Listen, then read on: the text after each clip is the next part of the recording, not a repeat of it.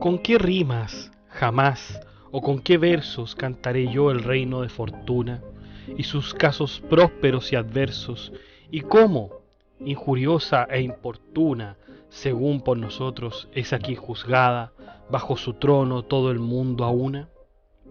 Temer, Juan Bautista, tú no puedes ni debes en modo alguno tener miedo a otras heridas que a los golpes suyos, porque esta voluble criatura, frecuentemente con más fuerza, oponerse suele allí donde ve que naturaleza más fuerza tiene. Su potencia natural a todos toma, su reino siempre es violento si virtud superior no la doma. Por eso te ruego que estés dispuesto a considerar un poco estos vivos versos, por si tienen algo de digno de ti dentro. Y ella, diosa cruel, vuelva entre tanto hacia mí sus ojos feroces y lea lo que ahora de ella y su reino canto.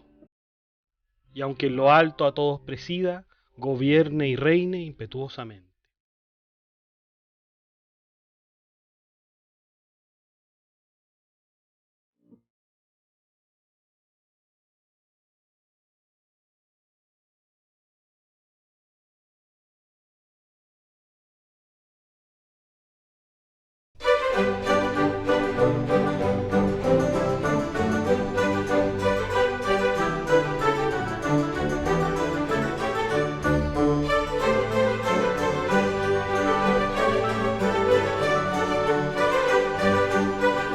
Hola a todos los amigos de Filosofía Apuntes. Estamos con una de las figuras más importantes dentro de la filosofía, pero también dentro de la política. Querido y odiado por muchos, Nicolás Maquiavelo fue uno de los filósofos más influyentes del Renacimiento, considerado uno de los fundadores de las ciencias políticas, basado en todos los textos que nos han llegado, cuyo valor es esencialmente político y filosófico. Toda su fama no se debe en absoluto a un formato ideal de un estado de los hombres, sino que se debe a un profundo análisis empírico y brutal sobre lo que él observaba. Atrás quedaría la visión tanto de Platón como de Aristóteles sobre la política, sobre la virtud. Ahora veremos un nuevo paradigma totalmente distinto, basado en la practicidad y en el interés individual, aunque también vamos a ver que hay un interés común en la filosofía de Maquiavelo. Y este nombre, ¿no? Maquiavelo, que nos suena a algo terrible, a algo despiadado, a algo que no tiene contemplaciones, etc. Vamos a ver de qué se trata la vida y obra de Maquiavelo, que llama mucho la atención, porque es uno de estos personajes que tiene una cierta dicotomía, una contraposición en cuanto a su obra y a su vida. Porque cuando hablamos de Maquiavelo nos viene inmediatamente una imagen negativa de lo que podría ser una persona que es maquiavélica. Pero la verdad es que esta frase se sustenta en un en un aforismo en realidad atribuido a Maquiavelo, que era el siguiente: el fin justifica los medios. El fin justifica los medios. Esta frase es erróneamente atribuida a Maquiavelo. Vamos a ver el detalle entonces en la vida y obra de este filósofo. Sin más preámbulo, vamos allá.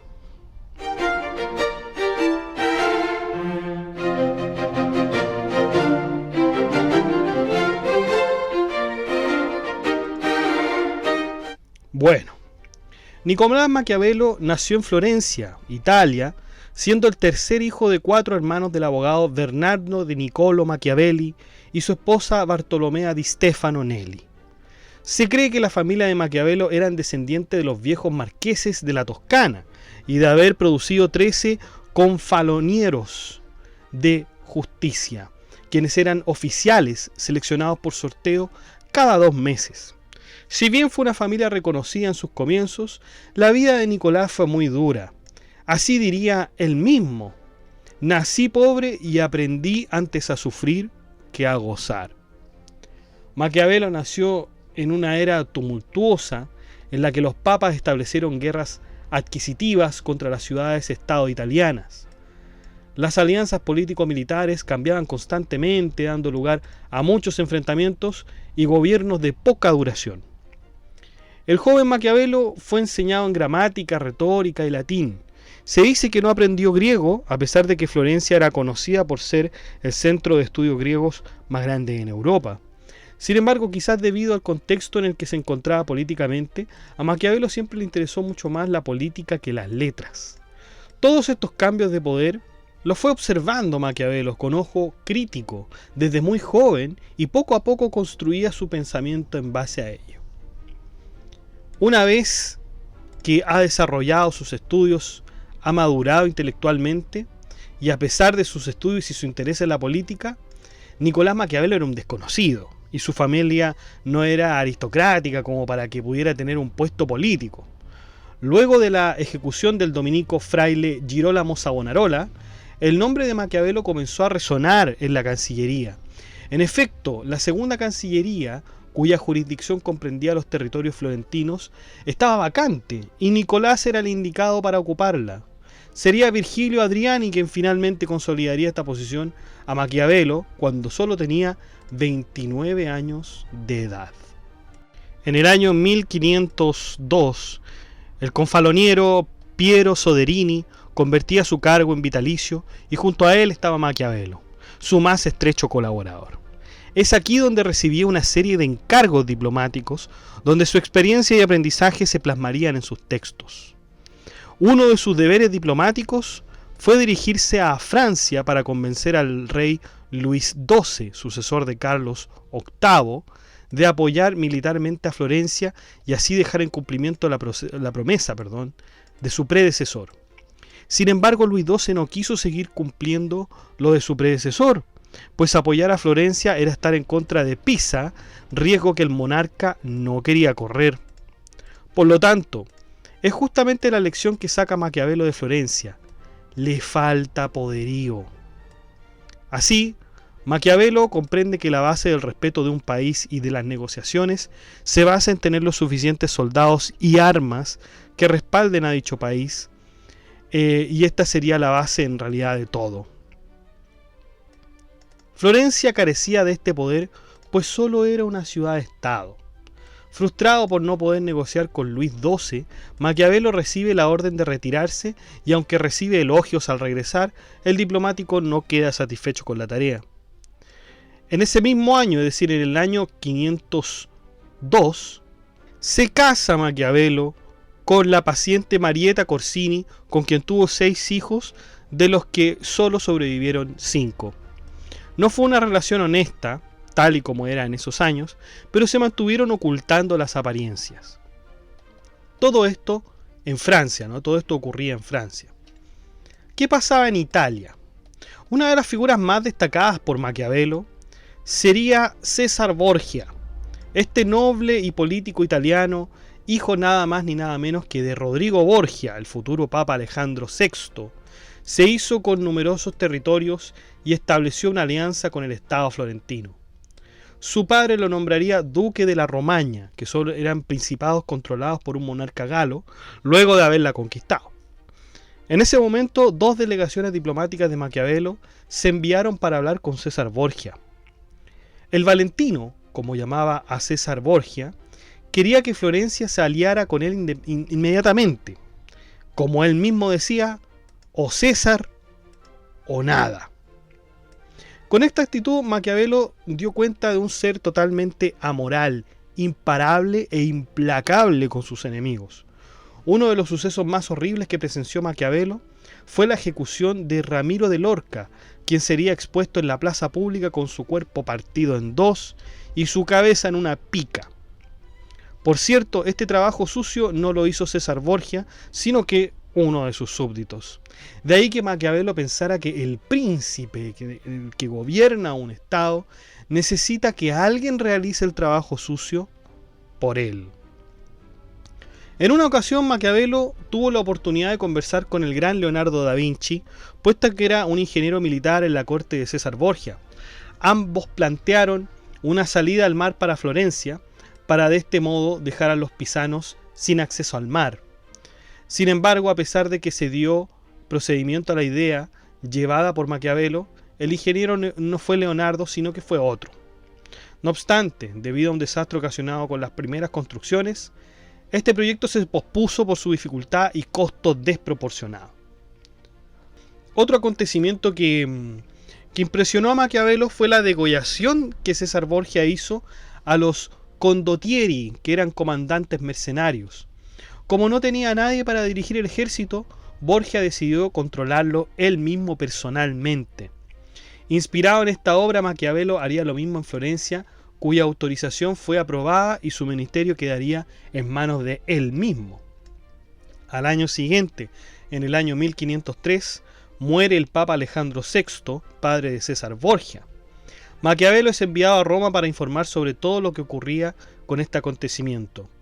Pío III sería su sucesor, pero solo por un brevísimo tiempo. César Borgia estaba cansado. Los años pasaban por encima de él y Maquiavelo veía los errores garrafales que cometía su modelo a seguir, porque esta era la gran imagen que tenía Maquiavelo de un príncipe, es decir, estaba inspirado en César Borgia. César Borgia daría los votos para elegir al nuevo papa, pero el problema es que esos votos se los dio a un antiguo enemigo de su padre, que sería Giuliano della Rovere, o como su nombre papal, Julio II. Y en efecto, Giuliano della Rovere le prometió fidelidad y lealtad a cambio de los votos, y él los aceptó. Craso error. Dicho y hecho, una vez nombrado pontífice, Julio II encerró a César Borgia. Realmente Maquiavelo admiraba a César Borgia porque era implacable. Asesinaba no solamente a sus enemigos, se deshacía de ellos, sino que a aquellos que, si bien eran de su mando, no le servían. Todo lo solucionaba con la muerte. Recordemos, esto es muy parecido a lo que decía Joseph Stalin, que decía: la muerte soluciona todos los problemas. Sin hombre, sin problema. César Borgia era del mismo estilo, por cierto. Era implacable. Siempre tenía esta mirada, don César Borgia. Y fíjense que cuando él, de alguna manera, se pone compasivo, o deja de ser alguien implacable con los enemigos, o deja de ser malo, por decirlo de alguna manera, contra todos, cuando empieza a ponerse bueno, cuando empieza a ponerse quizá en el zapatos de otro, o empieza a hacer amistades, más encima con un antiguo enemigo, cae César Borgia. Y para Maquiavelo ese fue el más grande error, que César Borgia empezara a ceder. Cuando el día que César Borgia cediera algo, como se lo cedió a Julio II, César Borgia, por cierto, que caería, no solamente políticamente, sino que también en vida. Es por eso que, como vamos a ver quizá en El Príncipe, el gobernador tiene que estar en una posición de maldad y tiene que mantenerla y sostenerla a través del tiempo, porque cuando empieza a retractarse, cuando empieza a ser bueno, a considerar quizás a amigos a quienes quizás no lo van a considerar como tal, entonces es en ese momento en que cae ese gobernante, cae ese político. Y esta experiencia que tuvo Maquiavelo lo va a comprobar, y esto lo va a poner en sus escritos. Esto ocurrió en Italia. Entonces ya hemos tenido dos sucesos. Tenemos lo que pasó en Francia, lo que pasó en Italia con César Borgia, y ahora vamos al Sacro Imperio Romano Germánico, que era un enemigo poderoso del cual Florencia pensaba que podría aliarse con Francia.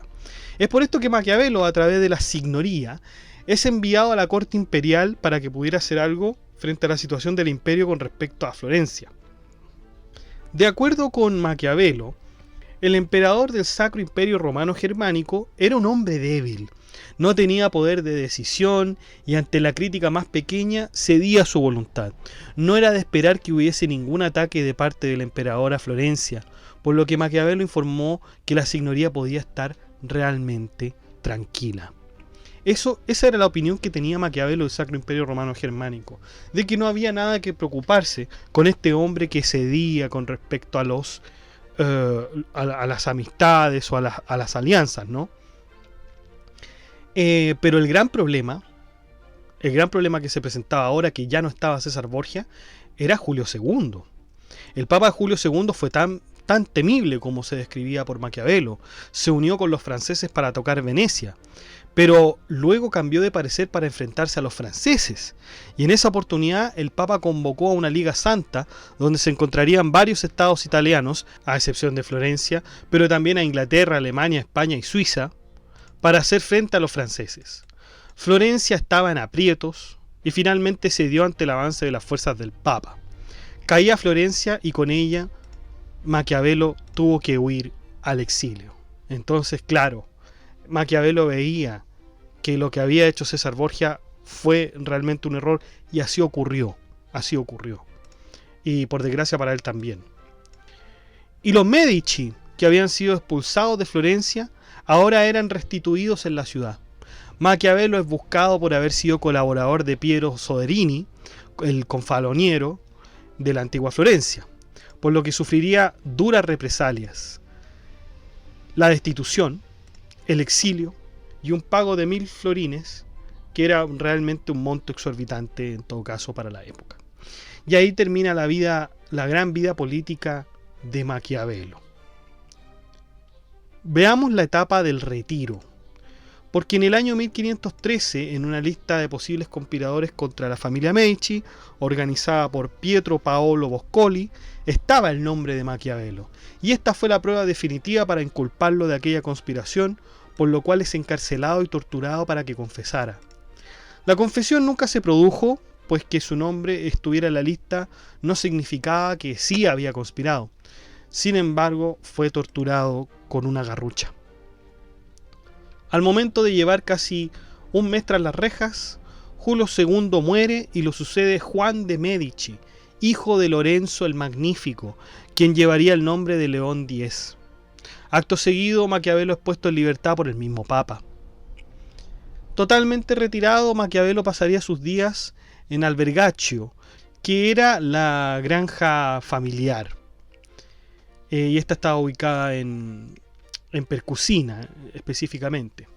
Desde esos años dedica toda su vida al campo y a la tranquilidad, después de haber tenido toda una vida llena de lujos.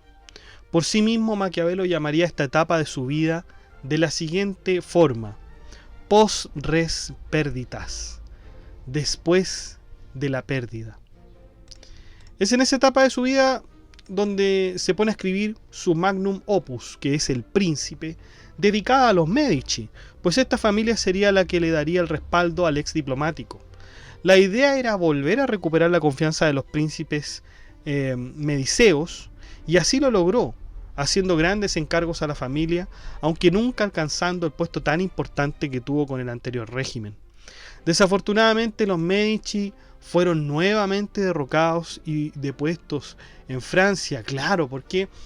Porque tienen que imaginarse a la Italia de Maquiavelo con una gran cantidad de ciudades-estado que se derrocan unas a otras buscando una supremacía. Entonces no era extraño que los gobiernos cambien y se derroquen uno a otro, y bueno, algunos tuvieran que ser depuestos, ¿no? El régimen savonaroliano, para el que trabajaba Maquiavelo, lo aborreció porque ahora colaboraba con los banqueros. Los Medici eran los banqueros. Por lo tanto, Maquiavelo sería repudiado por todo el gobierno actual y se retiraría nuevamente a una vida de pobreza. Nicolás Maquiavelo muere en el año 1527 a los 58 años de edad, producto de una peritonitis aguda. En consecuencia, sus últimos días los pasó postrado en la cama y fue enterrado en la iglesia de Santa Croce, en Florencia. En su epitafio aparece el siguiente mensaje: tanto nomini nullum par elogium. Ningún elogio hará justicia a tan gran hombre. Todo el legado de Maquiavelo tuvo más acogida después de su muerte que durante su vida, como ocurre con la mayoría de los filósofos, artistas y grandes seres humanos. Vamos con el pensamiento de Maquiavelo. En principio, el pensamiento de Maquiavelo es pragmático, es uno de los conceptos más esenciales que podemos ver en el filósofo. No está decidido a mirar lo que se espera de un gobernante, o si es virtuoso, o si sigue los patrones bíblicos, sino que se enfoca en los resultados efectivos de ellos. Algo que llamará verita effettuale, que es la realidad efectiva de la acción política. Por lo tanto, no le importa las cosas subjetivas que tenga el príncipe, si es noble, si hace cumplir sus promesas, si es cristiano, eso no importa. Lo que importa es el resultado efectivo que tenga el príncipe en cuanto a su gobierno. También podemos ver en el pensamiento de Maquiavelo el concepto de lo colectivo y no lo individual. Si recordamos bien, anteriormente a Maquiavelo le existió un filósofo anterior que hemos visto ya en nuestros podcasts, que es de hecho el anterior a Maquiavelo. El filósofo anterior que vimos a Maquiavelo es Erasmo de Róterdam. Y Erasmo de Róterdam tiene una obra que se llama Educación del Príncipe Cristiano. Fíjense, Educación del Príncipe Cristiano, donde Erasmo de Róterdam sugiere una forma de gobernador ideal en una república. Y en este sentido podemos decir que la obra El Príncipe de Maquiavelo es todo lo contrario a la obra de Erasmo. Porque a Maquiavelo no le importa si el príncipe es cristiano o no, no le importa si es virtuoso o no, si sigue la ética Nicómaco, si sigue el libro de la monarquía de Santo Tomás de Aquino, si ha leído la Suma Teológica, eso no importa. Ahora, lo importante que es para Maquiavelo es el colectivo, no el propio individuo. Ahora, si este individuo tiene las opciones para mejorar al colectivo, entonces no debe dudar ni un segundo en ejercer dicha acción, incluso si eso significa traicionar los propios principios. Traiciona los propios principios, perfecto, pero fue por un bien mayor que es el colectivo. Eso le importa a Maquiavelo. Y si bueno, los intereses principales o los intereses individuales, si bien son en provecho del mismo príncipe, pero ayudan al colectivo, entonces estaría bien, ¿no? Hay otro concepto muy importante que se repite y que es conocidísimo en la obra de Maquiavelo, que es la virtud.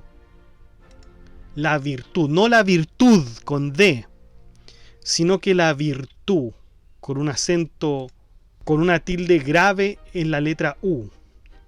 Muchos sostienen en todo caso que esta palabra, la virtud, proviene de la palabra en latín virtus, y a esta a su vez se traduce como virtud. Pero la verdad es que esta no es la virtud ni teológica, ni las virtudes cardinales que hablaba Platón, para nada. Tanto para el pensamiento griego como para el pensamiento medieval, podemos ver la virtud de la siguiente manera. Recordémonos de nuestras clases de Santo Tomás de Aquino, de San Agustín, de Cicerón, de Platón, con las virtudes. ¿Podrían nombrar ustedes las virtudes que nos decían estos filósofos?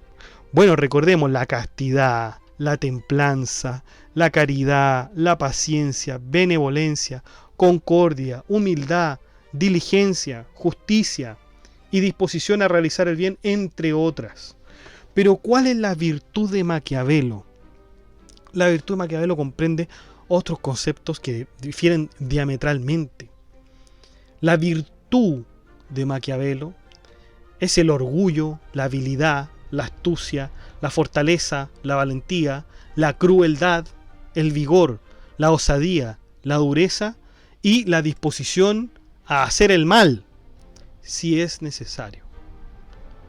Por cierto que las virtudes y la virtud no son correlativas, aunque sí hay muchas que son contrarias a las virtudes morales que pusimos anteriormente. En El Príncipe, que es la obra de Maquiavelo, la palabra virtud es repetida 60 veces sin ser definida formalmente. Si bien ya entendemos que estas son las características que debe tener el príncipe, también nos dice Maquiavelo que el gobernador debe servirse de la suerte. Es decir, no todo es la virtud, no es infalible. También se necesita suerte, o fortuna también, como le llama. En efecto, la fortuna es la diosa que rige nuestro destino y de la que uno no se puede librar. Sin embargo, el mismo Maquiavelo nos decía que podía llegar a domar a esta diosa. Era posible domar a esta diosa. Pero ¿cómo? Imposible. O sea, nosotros ya hemos visto en nuestros podcasts de filosofía que los dioses no tienen que ver. Hay una relación con los hombres, por supuesto, hay una relación, pero de ahí a llegar a domar a un dios, ¿cómo es esto? ¿Se entiende metafóricamente? Maquiavelo dice que se puede domar a la diosa Fortuna por medio de la virtud. Claro, ¿por qué? Porque la diosa Fortuna favorece a aquellos hombres que tienen valor, audacia, orgullo, que se arrojan. Estas son las cosas por las que la diosa Fortuna se ve atraída y seducida, claro, porque es una mujer, y en el concepto de Maquiavelo la mujer le atrae el hombre que es fuerte, digamos, que es manso, que se arroja, que se atreve, ¿no? Por cierto, es claro que Maquiavelo se refiere a la diosa griega Psique, que es la diosa del destino y la fortuna. Ahora, ¿y por qué no es atraída entonces por las virtudes cristianas? Es que las virtudes cristianas sirven siempre que cumplan el objetivo de la razón de Estado. De lo contrario, son inútiles, porque de acuerdo al Florentino, las virtudes cristianas llevan a la inacción del príncipe y por lo tanto de ser afectado por el primer golpe del enemigo. Claro, para Maquiavelo, las virtudes cristianas o las virtudes, digamos, de los filósofos implicarían un pensamiento más bien contemplativo, algo que lo va a hacer pensar de mejor forma o algo que lo va a demorar. ¿Por qué? Porque hay implicaciones morales, hay implicaciones éticas y religiosas también, que no coincidirían, digamos, con el favor del pueblo o con el favor de Dios. Entonces esto no lo favorece a la diosa Fortuna, no le parece y no se ve atraída por esta actitud, sino que se ve atraída en realidad por la acción de enfrentarse contra el enemigo, de que si hay que romper los principios, hay que romperlo y hay que arrojarse. Y todo esto por la razón de Estado. Fíjense que la razón de Estado es que todas las acciones que debe hacer un gobernante, debe hacer un príncipe, tienen que ser a favor del Estado. Nuevamente tenemos la idea de lo colectivo. O sea, a Maquiavelo siempre le va a importar que estas acciones se hagan por medio, o más bien para enaltecer al colectivo. En cuanto a la ética y a la política, Maquiavelo nos dice que si bien se debe actuar por el bien del colectivo como una razón de Estado, sin importar los principios que uno tenga, la verdad es que tampoco llama a realizar el mal solo por realizarlo. O sea, el mal tiene que tener una justificación valedera, así como también hacer el bien. Ambos necesitan justificación. Por lo tanto, se puede hacer tanto el bien como el mal mientras la razón sea un bien mayor. Es decir, Maquiavelo no nos está llamando a hacer el mal todo el tiempo, sino que cuando éste tenga un fin efectivo. ¿Se puede hacer el bien? Claro que sí, pero siempre y cuando esto no entorpezca la razón de Estado o el colectivo. Se puede hacer cualquiera de los dos, el bien o el mal, pero siempre por una cuestión mayor. Lo que quiere decir entonces es que hay casos donde la crueldad sí está justificada. Por ejemplo, cuando al gobernador le hacen daño. Incluso hay casos en que Maquiavelo también aconseja al príncipe no mantener su palabra si dicho acuerdo no otorga un beneficio. A contrario sensu, mantenerla si ésta reporta un beneficio. Claro, Maquiavelo a lo que llama en cuanto a estos últimos puntos es que si yo prometí algo, perfecto, está prometido, yo ya lo dije, está establecido, y con el tiempo esto ya no me es útil, ya no me es beneficioso, entonces yo podría romper mi palabra y seguir con mi vida, ¿no? Y esto clarifica mucho el aforismo que habíamos hablado en la introducción. ¿El fin justifica los medios? Esto es algo que quiso dar a entender Maquiavelo, que el fin justificaba los medios, que no importa la acción que se haga, sino que el Estado prevalece por los individuos y entonces cualquier medio justificaría la razón de Estado o el fin.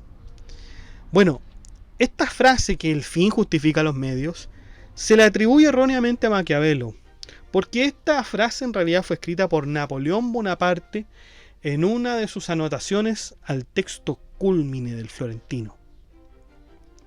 Aunque esta frase puede coincidir con algunos razonamientos del filósofo, la verdad es que para Maquiavelo los medios deben ser buenos, es decir, deben ser prácticos para el contexto en que se van a utilizar. Por lo tanto, cuando se dice el fin justifica los medios, está bien, puede que coincida en algo con la idea de Maquiavelo, pero la verdad es que Maquiavelo nos dice no todos los medios pueden ser justificados, porque no se va a justificar un mal medio.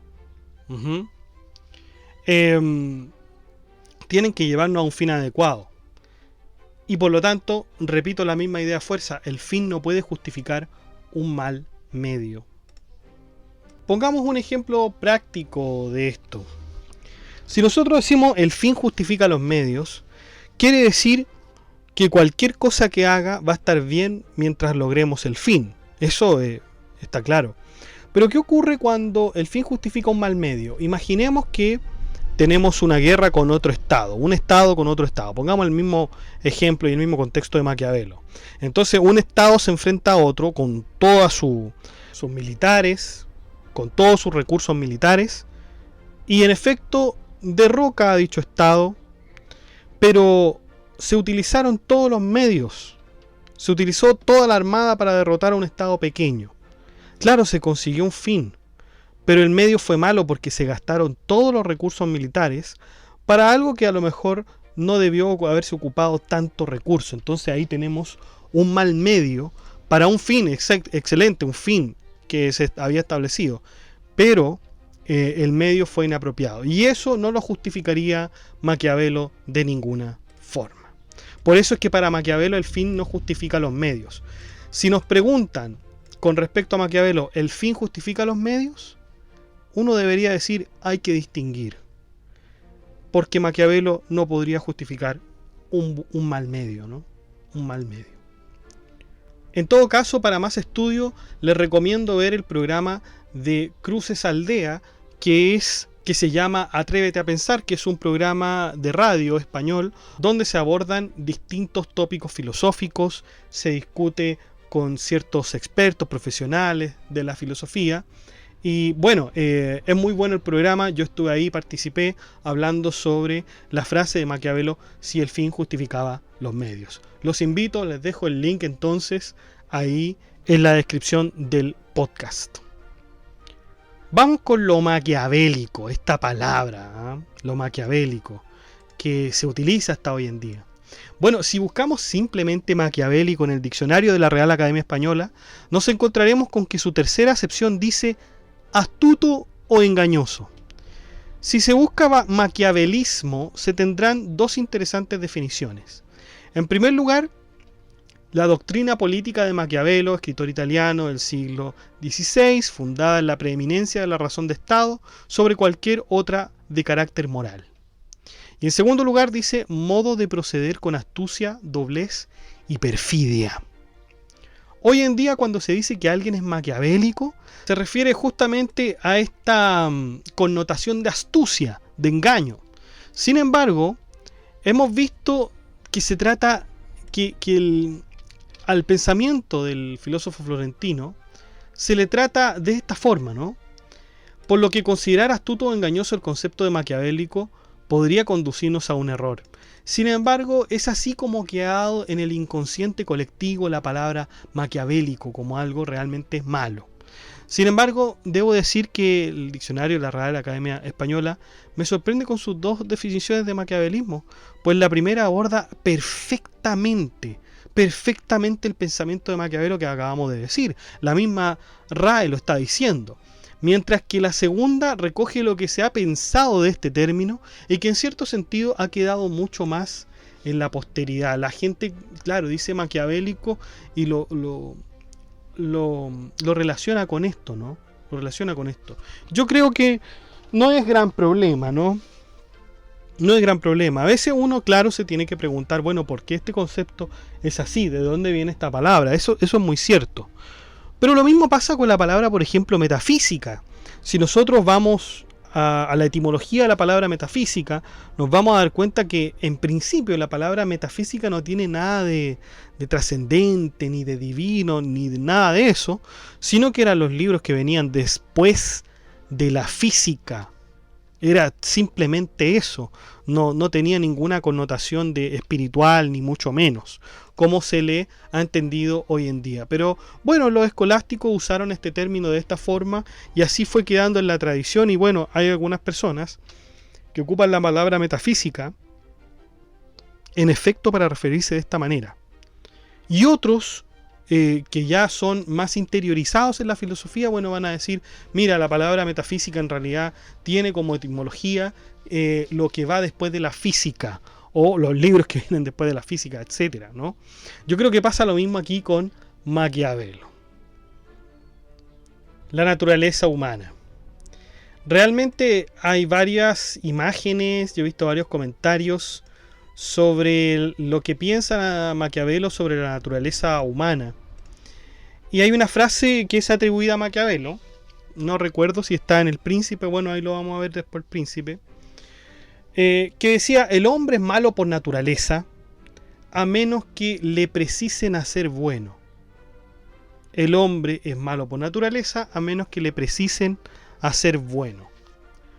Si esto lo dijo Maquiavelo rectamente, en el sentido de que efectivamente lo dijo, yo creo que no estaría tan alejado del pensamiento de Maquiavelo, porque Maquiavelo justamente ve que hacia atrás, con los tratados de moral, de ética, de filosofía práctica, que han tenido todos los filósofos, como por ejemplo Aristóteles, Santo Tomás de Aquino, ya nombramos la ética Nicómaco, las virtudes teologales, las virtudes cardinales en Platón, en Cicerón, los estoicos, veíamos, o sea, hasta incluso tenemos distintos modelos de vida, ¿no?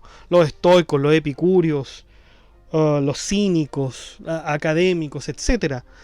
Tenemos incluso escuelas religiosas, los franciscanos, los dominicos, los agustinos, tenemos a los religiosos, etcétera.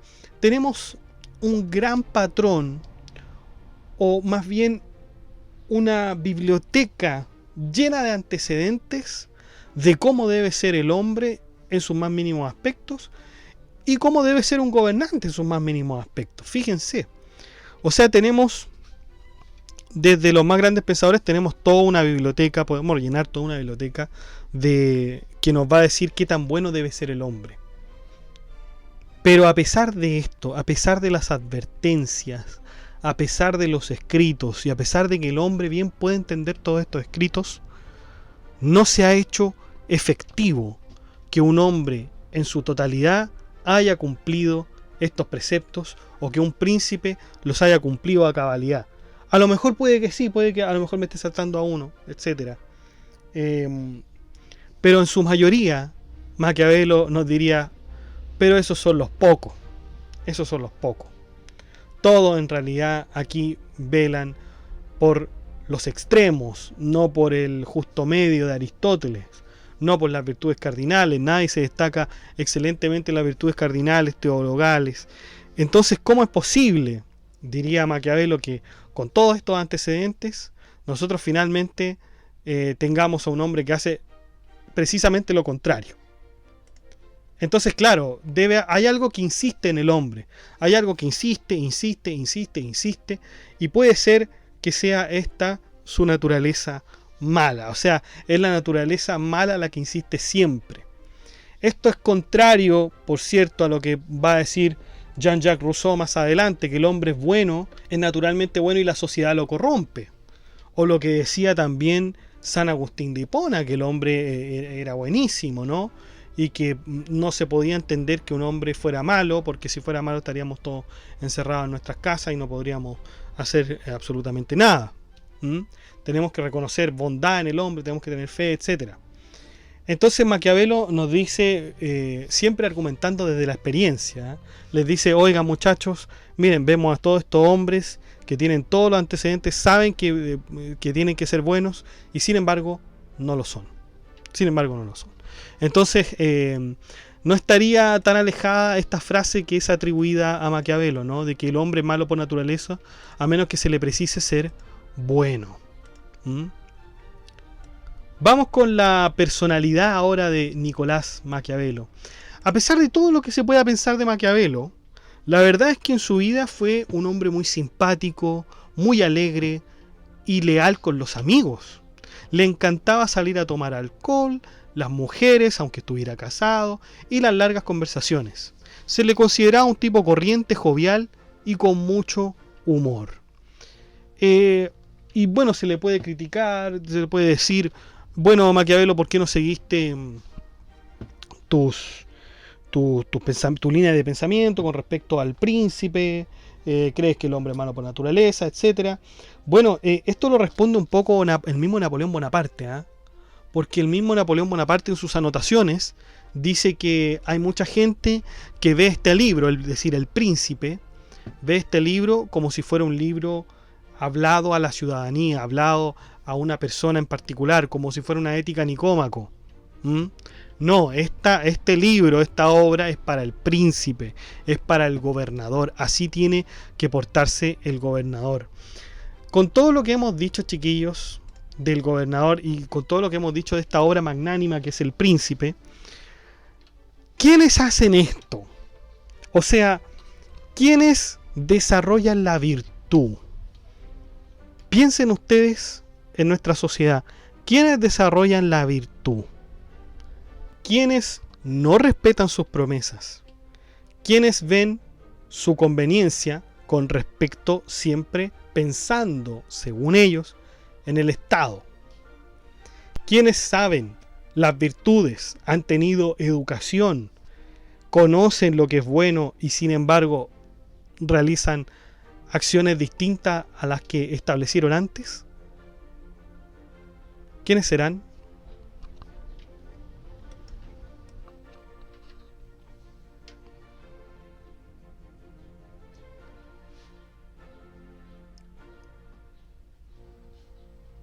Los políticos. Los políticos, exactamente.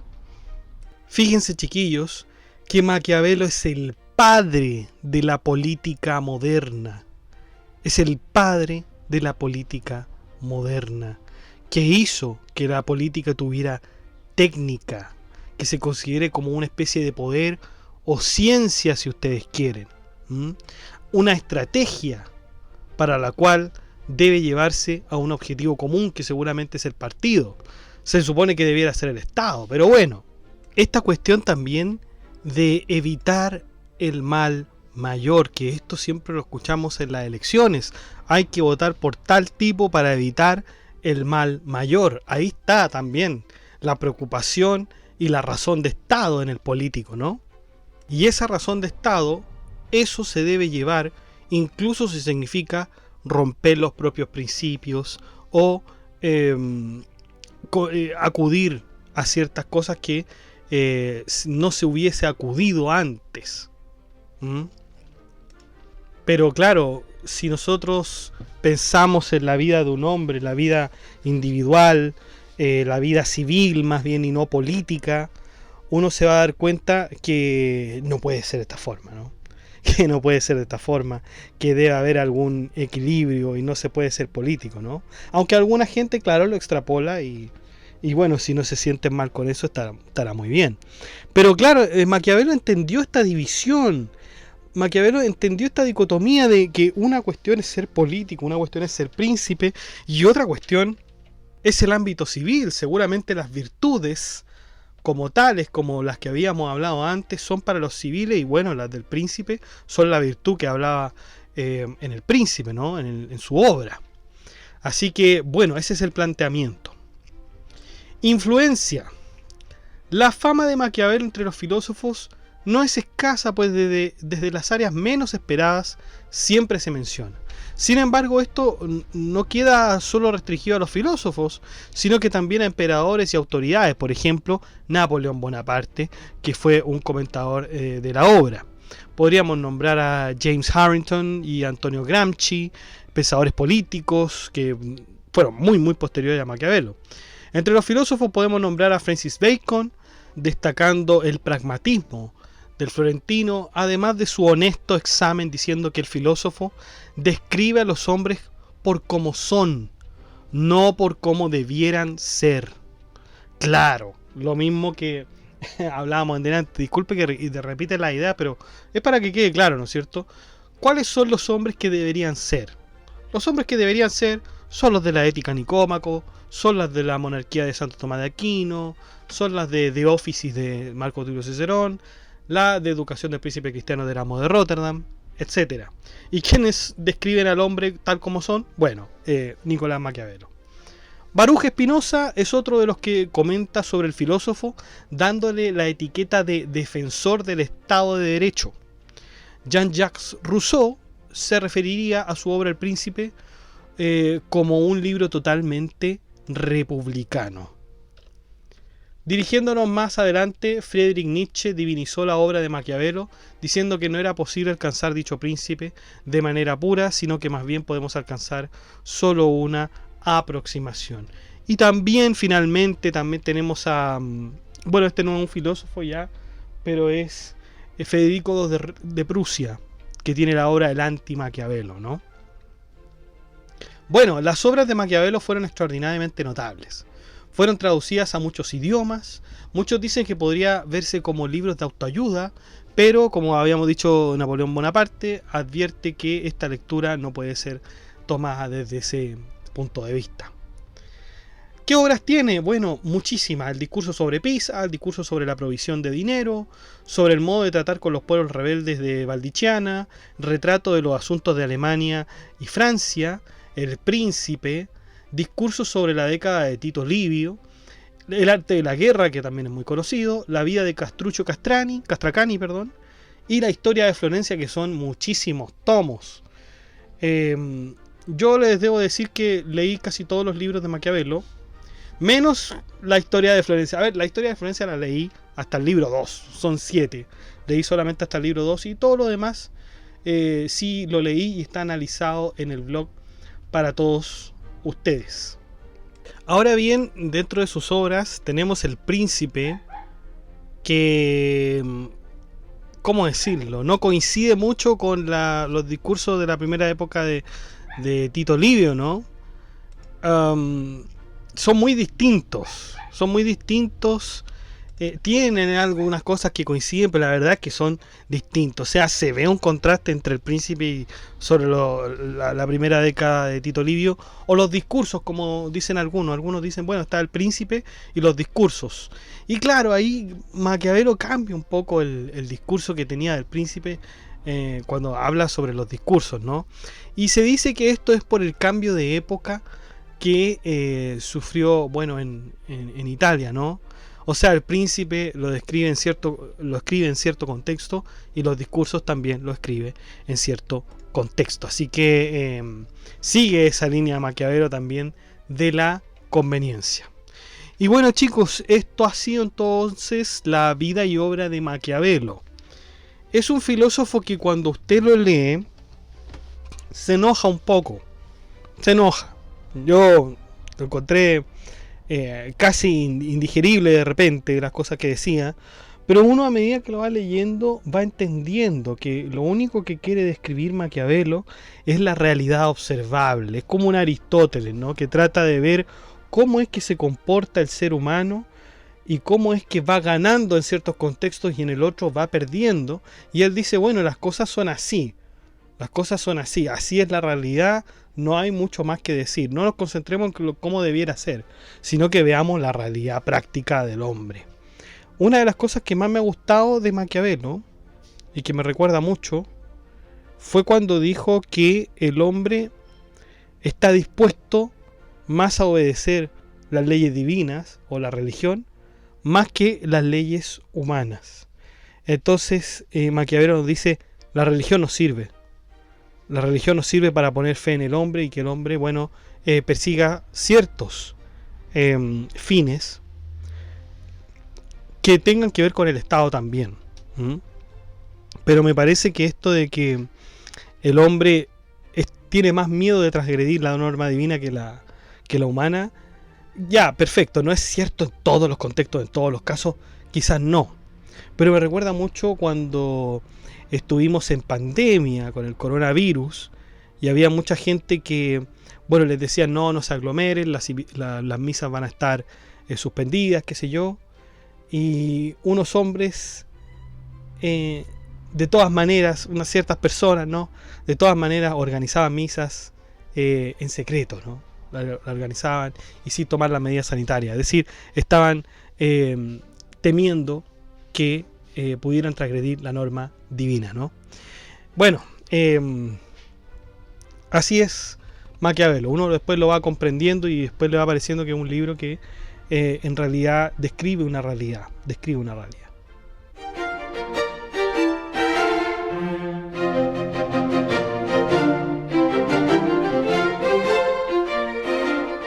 Bueno chicos, eso ha sido todo. Muchas gracias por escuchar este podcast. Si le ha gustado, dé like, comente, comparta, suscríbase, acceda al blog que está en la descripción, haga su aporte en PayPal, en Patreon. Saludamos a nuestros mecenas romanos que son Abstract Panicker y Emanuel Mendoza González, que ya disfrutan de los beneficios de ser mecenas romanos. Un abrazo y un saludo a ambos que ya han sido 3 meses que están con nosotros colaborando. También hacemos nuestro saludo extensivo a nuestro nuevo mecenas medieval que se incorporó hace muy poco, Gab Welther, que ya va a disfrutar también de los beneficios de ser mecenas medieval y contribuir con este proyecto. Un saludo, Gab, y un fuerte abrazo también. Recuerden que ustedes también pueden ser miembros de Filosofía Apuntes uniéndose en el botón que dice unirse, que está abajo de cada video. Ahí están las membresías que tienen distintos precios. Ya tenemos mecenas romanos y un mecenas medieval. Que estén muy bien chicos, cuídense, chao.